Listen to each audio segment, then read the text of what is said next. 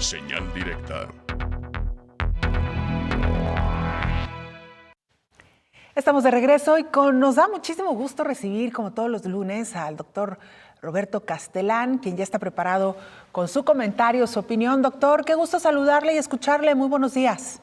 ¿Qué tal, Belén? Muy buenos días. Al contrario, el gusto es mío y pues un muy buen regreso, un buen inicio de actividades a quienes regresan a la Universidad de Guadalajara y pues a todos los radioescuchas y televidentes, pues un muy buen inicio de semana.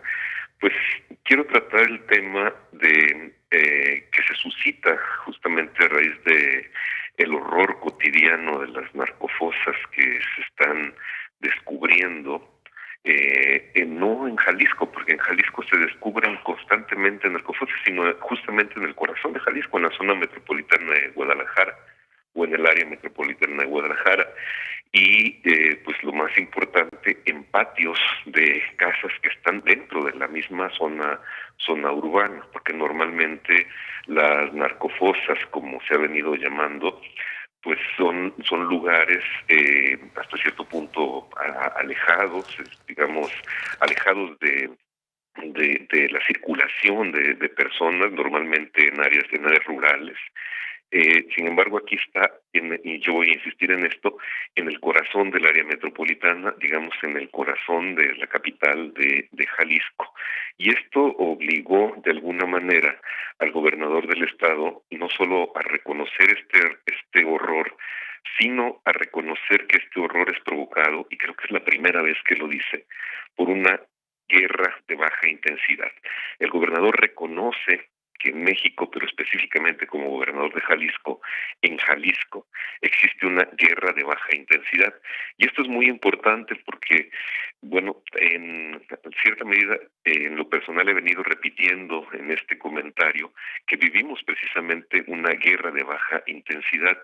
Y es muy importante porque reconocer una guerra en territorio de Jalisco, pues obviamente cambia la óptica sobre el problema, la visión sobre el problema.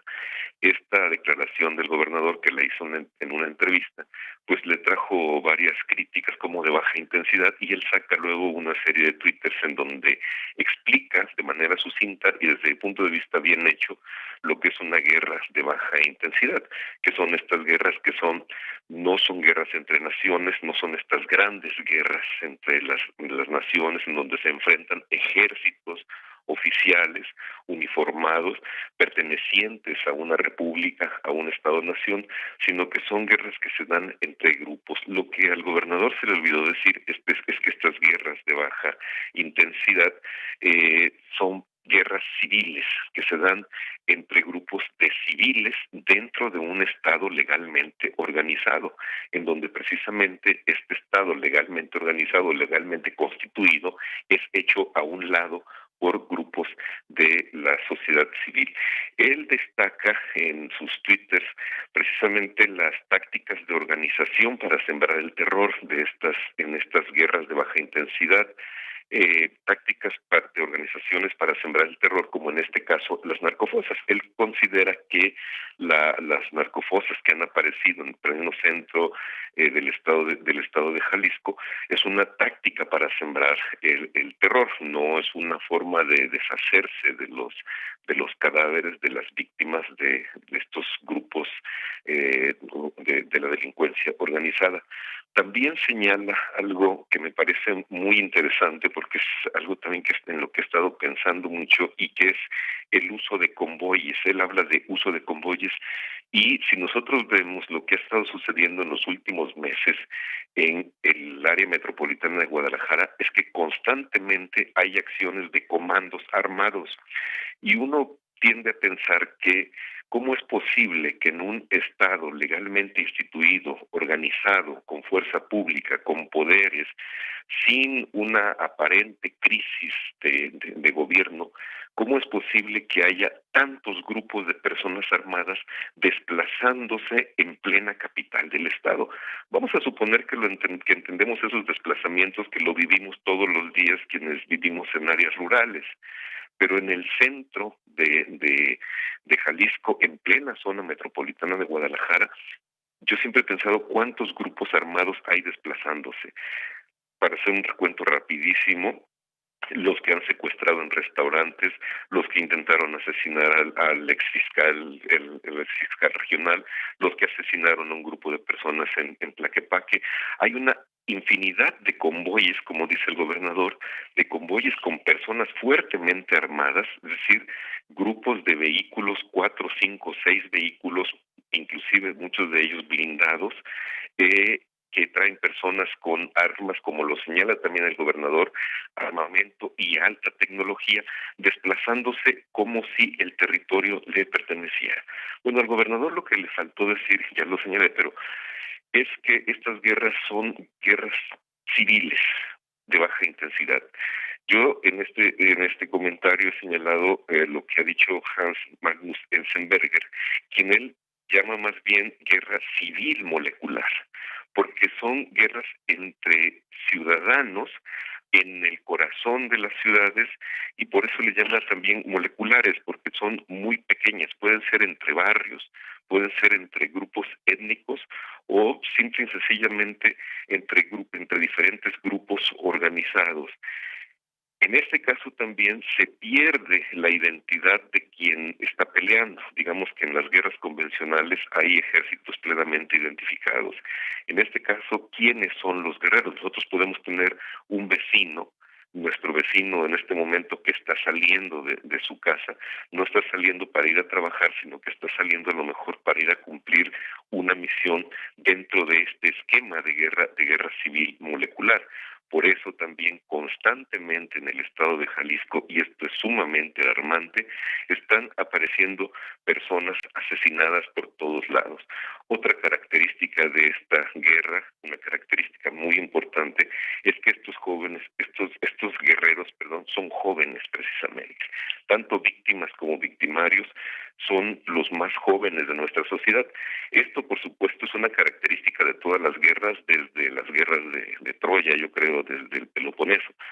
Los jóvenes son los que dan la vida en estas guerras. Y si nos damos cuenta, en México y en Jalisco cada vez es menor la edad de estos, no sé si llamarle combatientes de acuerdo a la definición que el mismo gobernador da de guerra de baja intensidad, pero estas personas que están metidas en un problema armado, en una guerra civil molecular, son jóvenes y cada vez son más jovencitos. Por otro lado, también estas guerras obviamente son territoriales. Siempre está en disputa un territorio. De esa manera nosotros hemos visto cómo nuestras ciudades se han convertido en plazas, pero lo hemos visto ya de una manera como muy natural. Lo que está en disputa no son ciudades, como inclusive se dio en la misma Revolución Mexicana, que fue una guerra civil no de tan baja intensidad, aunque ya si comparamos casi el número de muertos, pues nos estamos acercando peligrosamente al número de muertos de la Revolución Mexicana. En la Revolución Mexicana se peleaba por ciudades, se tomaban ciudades, se tomaban poblaciones. En este momento se están peleando plazas y nosotros ya reconocemos, el mismo gobierno reconoce y dice son grupos que se están peleando la plaza. Es decir, el mismo gobierno cede ya el título de ciudad o de poblaciones y acepta la denominación de plaza.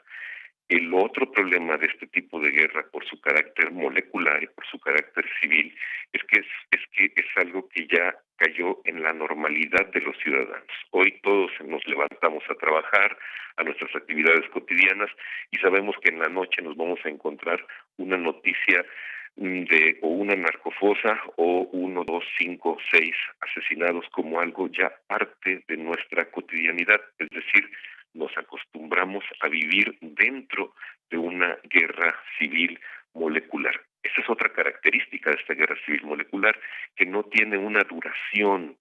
Nos vamos a decir, bueno, mientras se firme un armisticio, un pacto, un cese al fuego, no hay manera de lograr un cese al fuego porque el rostro, la identidad de los combatientes no está plenamente especificada. La guerra se va a acabar cuando el Estado regrese y tome su función como Estado. En este caso, yo creo, por decirlo también en este lenguaje bélico, el Estado entregó el territorio. Por último, el gobernador en sus twitters habla de algo que yo creo que tiene mucha razón. Lo que llama la atención profundamente es por qué lo dijo ya no lo va a hacer, pero por qué lo dijo hasta el final de su gobierno y no hizo nada durante su gobierno. Él habla precisamente de perseguir a los flujos o atacar, dice él, las estructuras financieras de estos grupos. Habla también de la legalización de la marihuana y de atacar los orígenes, es decir, la desigualdad social. Ninguna de estas tres cosas que el gobernador plantea las hizo durante todo su mandato. Ni buscó la legalización de las drogas o específicamente la marihuana, o sea, ni siquiera se comprometió con una campaña de sensibilización con este fin, mucho menos atacó o persiguió a las estructuras financieras. Al contrario, todos sabemos que Guadalajara es la capital del financiamiento del lavado de dinero de los grupos de crímenes organizados a nivel internacional, y el gobierno del estado no hizo absolutamente nada para combatir este tipo de lavado de dinero que tenemos y que lo podemos ver materialmente en el crecimiento económico de Guadalajara. Muchas veces nos hemos preguntado a qué porcentaje corresponde este crecimiento financiero de Guadalajara, a qué porcentaje corresponde del financiamiento del crimen organizado. Sí. Y por último también, obviamente el gobierno del estado no hizo absolutamente nada para sacar a la situación de esta situación, sobre todo a los grupos de jóvenes. No se hizo nada para atacar el problema de fondo de esta guerra civil molecular o de esta guerra de baja intensidad, como le llama el gobierno del estado. Dejemos las cosas pues para el próximo gobierno. Se espera poco, hay cosas que tiene que aclarar antes de empezar cualquier lucha contra el crimen organizado el nuevo gobernador, pero al menos en estas últimas declaraciones del actual gobernador, de Aristóteles Sandoval, da en el clavo al decir, o al menos acepta, reconoce que estamos viviendo una guerra de baja intensidad, que yo le llamaría una guerra civil molecular. Ese es mi comentario para el día de hoy. Doctor, como siempre, un gusto saludarle y escucharle. Que tenga muy buen día y buen inicio de semana. Muy buen día, un abrazo. Nosotros hacemos una pausa, regresamos para hacer un recorrido por la información nacional e internacional más importante de las últimas horas.